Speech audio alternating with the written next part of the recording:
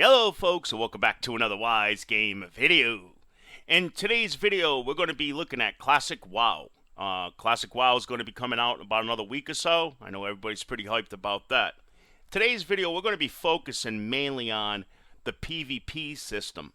Exactly when are these implements coming out, what stage of the game, the phases, and also the other components as far as the PvP ranking system goes. So I'm going to try to do the best I can in today's video with the research that I found, and hopefully give you guys a 100% accurate video for WoW Classic PvP.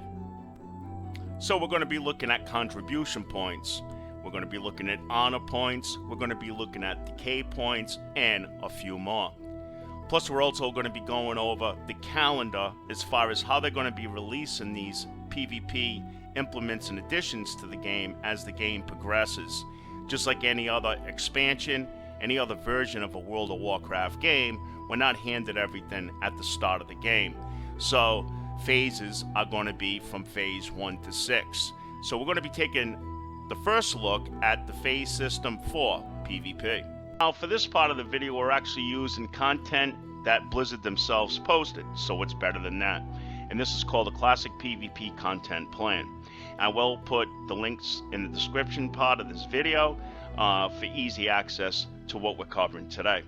So we could see right here, you can read about this by coming here, and if we go down here, here's the calendar for what they have planned for PvP events. Phase 1 is basically just World PvP. There's going to be no honor system yet added. There's going to be nothing along those lines. It's basically just dueling, or you could fight the opposite faction. Another thing you could do in Phase 1 is you could actually fight NPCs of the opposite faction without getting dishonorable kills. In Phase 2, they're going to now add the honor system plus dishonorable kills. They're going to add the PvP rank reward system. And then in Phase 3, we start getting into Battlegrounds, or BGs. And they're going to be introducing Ultric Valley, AV, and Warsong Gulch, WG. Then in Phase 4, we're going to get Arathi Basin, AB. And then in Phase 6, we're going to get World PvP objectives in Celatus and Eastern Plaguelands. Now, I'm not going to be diving too deep in today's video about all these different phases here, but when we actually get access to the game and time goes on, I'll be coming out with future videos, getting more into PvP objectives and all these other things. Next, we're going to be taking a look and discussing the classic honor system. Now, this is the bread and butter behind it all, and the reason why a lot of people want a PvP. So, the first two we're actually going to be discussing is HKs, which is known as honorable kills. And then the second one is CP points, known as contribution points.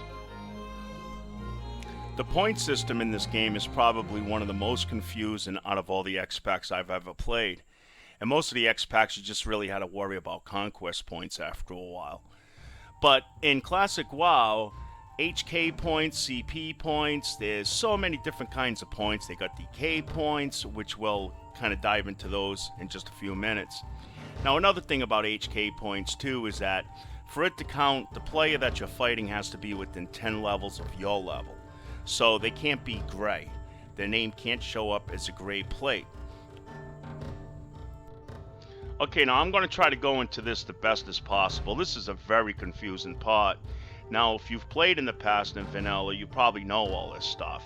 So I'm going to try the best I can at actually explaining all this. Now, HK points, it depends on the situation and your CP points, because that's going to eventually lead to your CP points. So CP point is basically a measure of how experienced a PvP player is. The more they played, the more kills they get, the more CP points they're going to get. Now, CP points normally caps out at 13,000 a week. You cannot make more than that. And that's whether you're doing World PvP or even Battlegrounds. If there is two PvP players fighting against each other, say a Horde and an Alliance player, right? And if the Horde player has a lot of these CP points and the Alliance player is brand new to PvP, if the Alliance player ends up winning, that fight, that alliance player is going to be making more CP points than the horde player would if the horde player won that fight. And this also holds true in a group situation and battlegrounds. So yeah, these points, they work all differently depending on the experience players has. There's a lot of mechanics behind on how this system works. It's pretty intense. It's actually pretty impressive on how they actually came up with this back in the day. Next, let's take a look at this image that I have, and this is exactly what it's going to look like each week. This is the actual in-game menu that records the amount of points that you actually accumulated.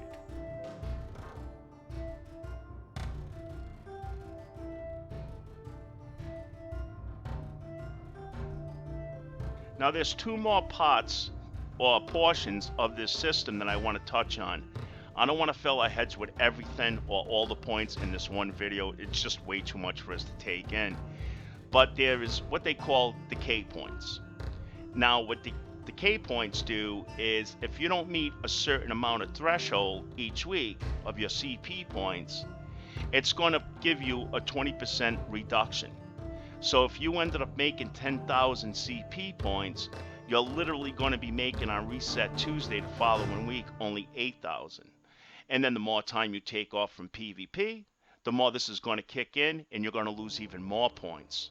So this was the most intense part of World of Warcraft, this expansion right here, and what we're going into with Classic WoW when it came to you had to put in tons of time to actually get to rank 14.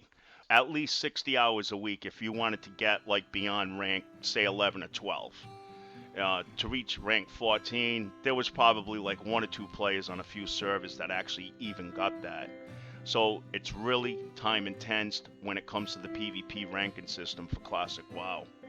I want to throw in there too, I'm not 100% clear on this yet, but I'm actually going to read this straight from an article to make sure I say it correctly.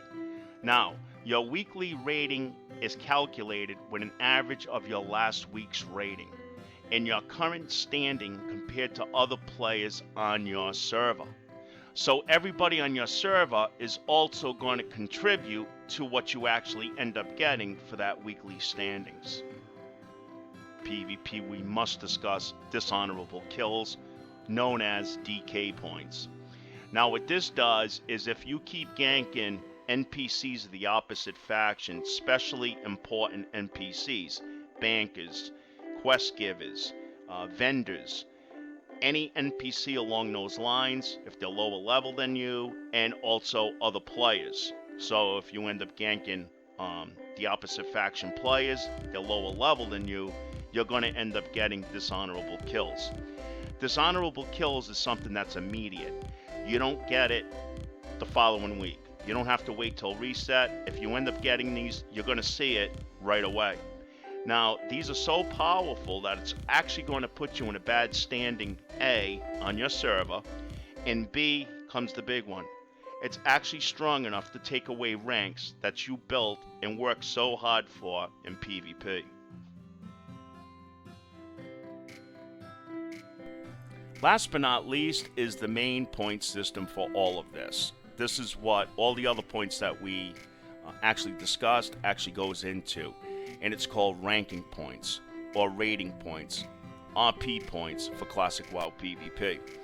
These are what's going to make it now where you could go up the rank ladder, from rank 1 up to rank 14, depending on the time and dedication you could put into this each week. Now, along with this, each rank is going to give you a specific PvP title. Now, these titles are named differently, of course, depending on which faction you play.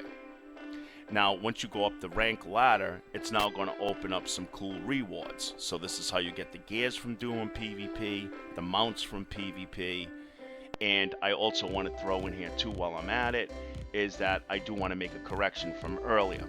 I said contribution points, which is CP points, caps out at 13,000 a week. Actually, it's these points that caps out at 13,000. So RP points, ranking points, you cannot make more than 13,000 in any given week.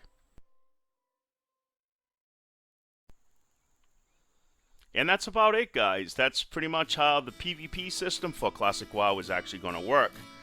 Now, I did speak to a lot of players, well, not a lot, but a few players that actually played back in vanilla, and I read some forums of players that actually played back then also. And they do claim that getting up to rank 10 is really not that bad. One player claimed that he actually got up to rank 10 by just doing world PvP. There wasn't all the BGs implemented in the game at that time, and he said getting up to rank 10 was really not that bad. So, but after rank 10, it totally turns into a different animal. It becomes like a full-time job. You have to dedicate tons of hours to the game to actually maintain those ranks and go up to rank 14. Actually, to the point where the few players that did actually reach rank 14, some of them would share their account with their friends. So when they couldn't play, their friends would pick up the slack, and that's exactly how they achieved rank 14. Alright, so guys, I hope you enjoyed the video, and again, thanks for watching Wizegamer. Feel free to sub up, comment down below, and we'll be making more Classic WoW videos when the game actually releases. Until then, you have a great day. Take care. Bye-bye.